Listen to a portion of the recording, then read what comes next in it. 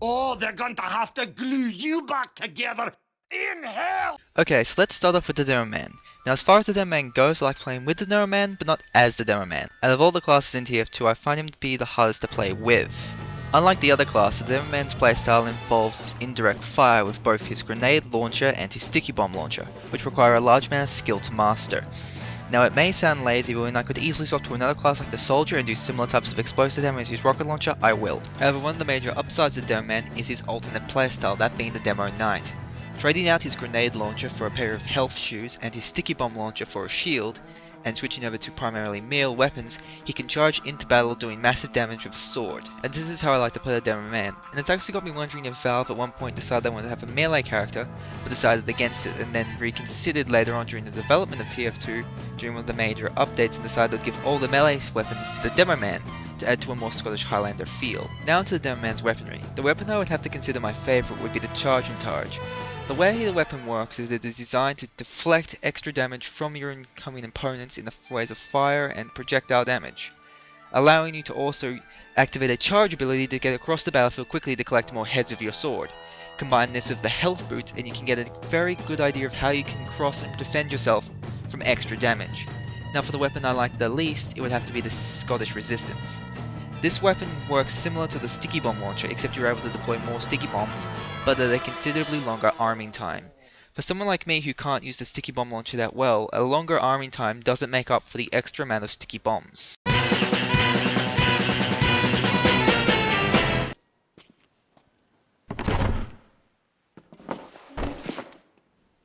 I am heavy weapons guy. Now when it comes to playing as the Heavy, I find him almost the opposite of the Demo Man. While the Demo Man requires a large amount of skill and time to master his sticky bomb launcher and grenade launcher, the Heavy's minigun seems to be the exact opposite. While all you have to do is hold down the right mouse button and then press the left mouse button to fire, this can prove to him to be a very easy and simple class to master. However, there are many downsides to the Heavy's simplistic game style. Add on a slow speed to a ridiculous amount of size and health, and the Heavy becomes quite an easy target for the entire opposing team.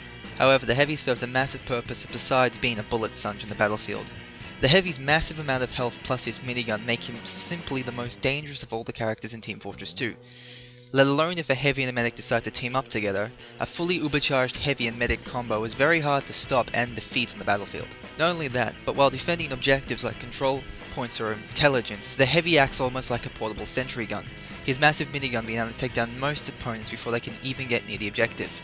On top of that, switching out the Heavy's secondary shotgun for a sandwich can turn him into an almost Heavy Medic, allowing him to drop sandwiches for friendly medics and teammates, allowing them to control the battlefield better. Now when it comes to the Heavy's best weapon, I would have to say it would be the sandwich, as well as it being probably the overall best weapon in the game. Trading the Heavy's secondary shotgun will give you a portable hand pack that can be used to heal both teammates and yourself in dire situations, and can get you out of many bad scruffs on the battlefield. However, on the other side of the scale, we have the family business. I can't really see why the Heavy would need another weapon. Compared to the fact that he has already got a minigun, a secondary weapon seems kind of pointless, when you could easily have something like a sandwich to heal yourself.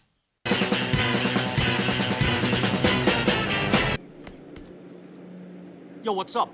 Okay, in TF2, probably no class has a bigger responsibility in the entire game than a scout.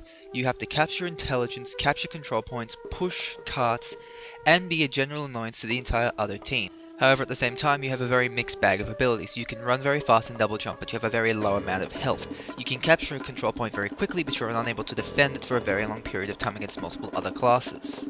And as a result, it leads to a class that is very easy to learn, but very hard to master.